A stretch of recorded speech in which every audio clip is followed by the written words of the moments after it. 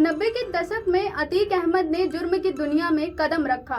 जैसे जैसे उम्र बढ़ती गई वैसे वैसे अतीक का नाम यूपी की राजनीति और माफियाओं की जुबान पर आने लगा।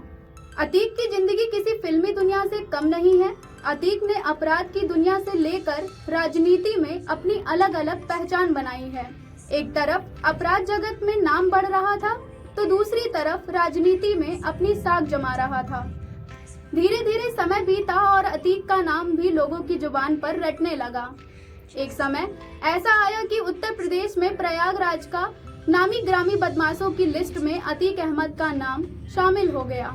इसके बाद लोगों में दहशत बनाने का जुनून चढ़ने लगा। फिर साल 2004 में राजूपाल की हत्याकांड में नाम आया। जानकारों का मानना है कि इस हत्याकांड को दिन दहाड़े अंजाम देने के पीछे की वजह थी लोगों में दहशत स्थापित हो सके। वो समय ऐसा था जो अतीक के लिए एक टर्निंग पॉइंट था। वहीं जुर्म की दुनिया में अतीक का नाम इसलिए चर्चा में था क्योंकि मामला एक वर्तमान विधायक की हत्या से जुड़ा था।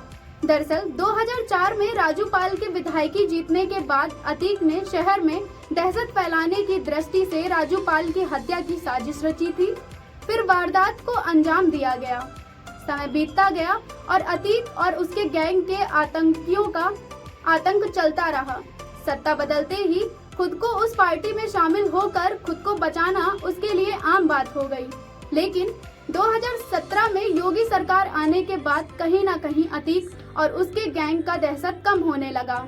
इसलिए उस हनक को बरकरार रखने के लिए उसका बेटा असद भी उसी के नक्शे कदमों पर चला और राजूपाल जैसे ही दिन दहाड़े उमेश पाल की हत्या को अंजाम दिया। हत्या की साजिश किसी फिल्म में रची गई हत्या से कम नहीं थी। बता दें कि इस हत्या को अंजाम देने के लिए असद ने कई दिनों पहले से ही तैयारी कर ली थी।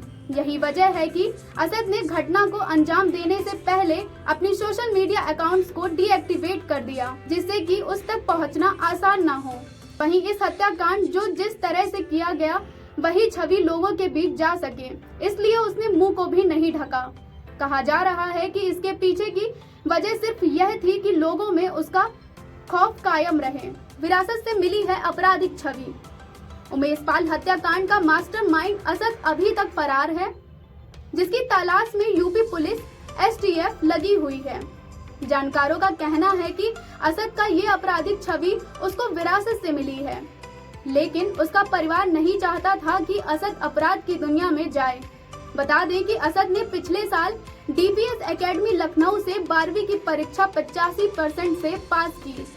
मां साइस्ता चाहती थी कि असद लॉ की पढ़ाई करने के लिए लंदन जाए, जिसके लिए असद ने वीजा के लिए आवेदन भी किया, लेकिन वीजा परिवार की आपराधिक छवि होने के कारण निरस्त हो गया। असद स्कूल के समय से ही आपराधिक दृष्टि का था। वो अपने सहपाठियों और शिक्षकों को हमेशा डरा कर रखता था। अपराध की दुनिया से ताल्लुक रखने की वजह से कोई उस पर एक्शन भी नहीं लेता था। इसी के चलते असद लोगों से डराना, धमकाना और रंगदारी जैसे काम करने लगा। असद ने दिन दहाड़े अपने कुछ दोस्तों के साथ मिलकर उमेश पाल की हत्या को अंजाम भी इसीलिए दिया क्योंकि 2017 में बीजेपी सरकार आने के बाद से अतीक और उसके बेटों पर शिकंजा कसा जाने लगा। चाचा और 2 भाइयों के गिरफ्तार होने के बाद असद की आपराधिक छवि दिन पर दिन बढ़ती गई।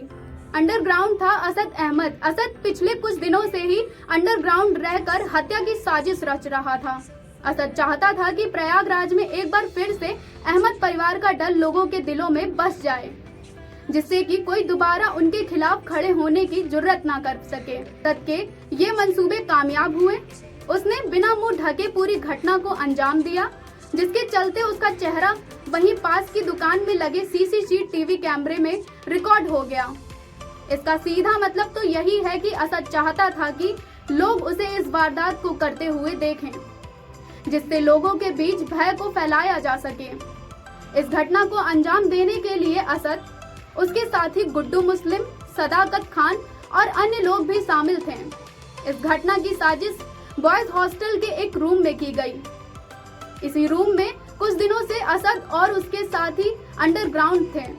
घटना से कुछ दिन पहले ही असद और उसके साथियों ने अपने अपने सोशल मीडिया अकाउंट को डीएक्टिवेट कर दिया, जिससे उनकी हिस्ट्री का पता न लगाया जा सके। एक रिपोर्ट के मुताबिक अतीक के बेटों की निर्भीकता देखने को तब मिली जब एक राजनीतिक सभा में अतीक के बेटे अली ने 2 साल पहले भड़काऊ भाषण देते हुए कहा था कि मछली के बच्चों को तैरना नहीं सिखाना पड़ता। ये बोल अतीक के बेटे के हैं, जिससे ये साफ जाहिर होता है कि अतीक के बेटे भी अतीक जैसे ही दहशतगर्दी को फैलाने वाली दृष्टि के हैं। बता दें कि 24 फरवरी को हुए उमेश पाल हत्याकांड को अंजाम देने के बाद अतीक का तीसरे नंबर का बेटा असद फरार है। उमेश पाल की हत्या के बाद यूपी पुलिस इनामी असद की तलाश में लगी हुई है। असद को यूपी पुलिस ने 50,000 का इनामी बदमाश घोषित किया है। उसके साथ घटना में मौजूद शूटर्स को भी पुलिस और एसटीएफ ढूंढने का प्रयास कर रही है।